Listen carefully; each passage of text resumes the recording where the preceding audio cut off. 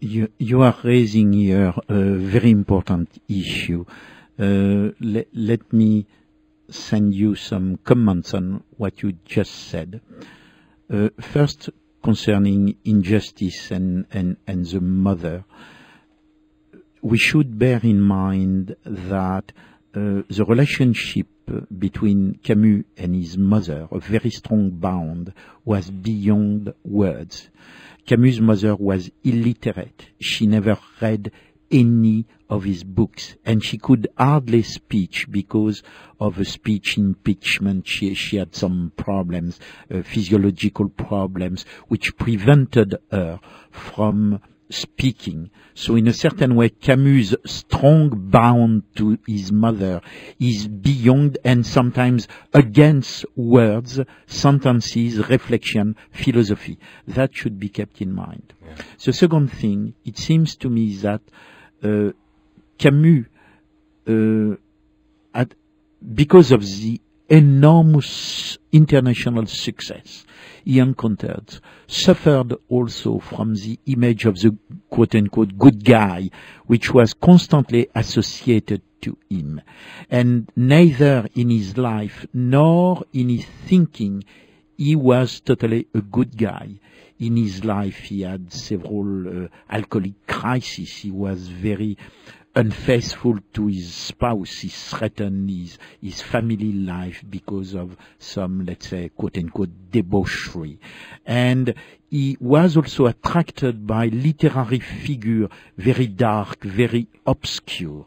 And particularly, several of his texts, you mentioned The Fall, La Chute, it is one of them. The short story called The Renegade also, to me, are very important literary texts because they go beyond this positive, let's say, almost politically correct figure of Camus. And this is a true Camus he wanted to explore and could not. He wanted to be more of a creator. He almost coined a myth at the end of his life, the myth of the first man. He saw his grandfather as the first man, but he saw himself as a creator of doing something new.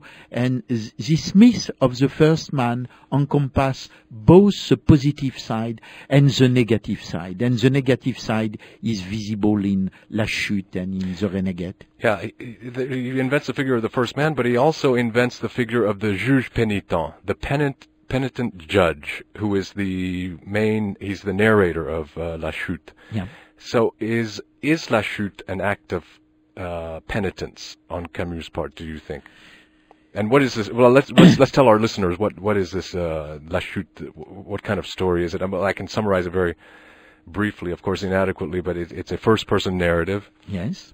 Of a Frenchman, an intellectual who was a judge in Paris. He's now living in Amsterdam in the north, and it's a whole long soliloquy or monologue, even though there is an interlocutor there, in which he gradually reveals himself to be someone who has been posturing his whole life about being on the side of the good and doing philanthropy and so forth. And yet it was the revelation is that it was all motivated by his desire to feel himself superior to his fellow beings, and that there's a moment of cowardice when a woman jumps off a bridge in Paris and he feels like he should go and rescue her. She's screaming for help, and he just keeps walking on. This gives him a sense of guilt. The title itself, The Fall, is a Christian topos, of a loss of innocence.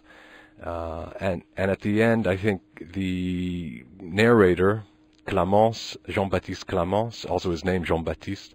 And Clamence. Clamence, yes.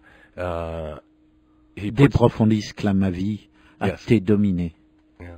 He puts himself on trial, and he comes out guilty at the end, no? Yes. Now, what is he, in your reading of that book, what is Clamence guilty of, finally? First, we should remind our listener that it is certainly the most complex, and in my view, certainly the best Camus, I agree with that, yeah. Camus books, very difficult to analyze and to interpret.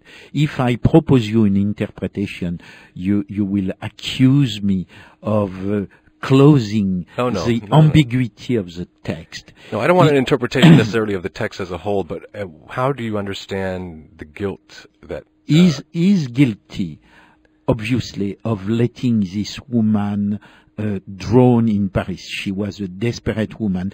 He could have done something and he did not. But he is imitating Sartre by saying, I am a culprit, therefore everybody is. If we go beyond that, this aspect, which is really well known, because under the guise of Clémence, he is on one side making fun of Sartre, but he is also criticizing himself as a good soul, as someone who is constantly on the right. If we go beyond that, the way I read this text today has to do something with the Holocaust.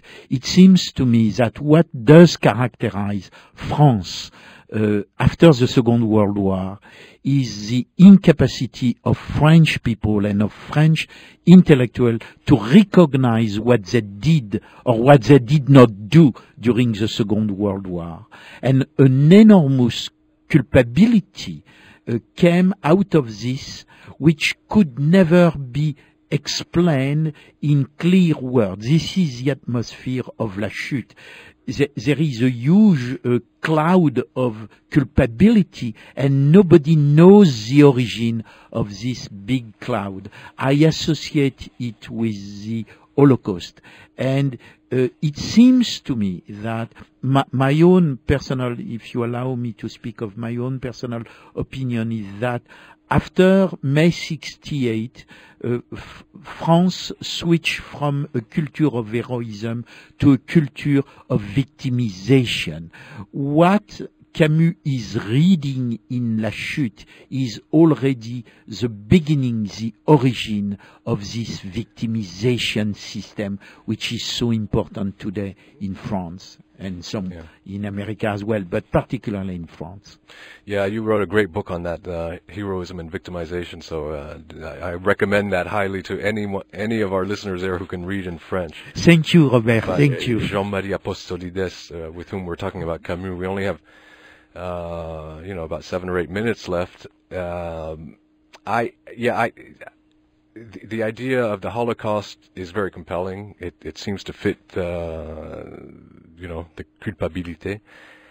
At the same time, I want to hold on to my sense of that book as having been the result, at least, of some of the controversies that affected his life with Sartre, and his realization that his whole life long he felt like he was on the side of justice in an abstract way, that the Algerian War made him realize that it's, again, as I was saying earlier, that it's very easy to be on the side of the just when nothing is at stake, but when your mother is in the picture and you opt for your mother instead of justice, this book of The Fall, I think, is saying to all of his fellow Frenchmen, in a certain sense, that one has to really look deep inside oneself and see what are the true sources of our motivation when we espouse our moral ideals. Is there something much more perverse, going on? I agree with you. It's very obscure text, very hard to penetrate what's really going on, in the depths of it. Written in 1957, that means before really the most important part of the Algerian War. So in a certain way, it's a prophetic text as well. Yeah.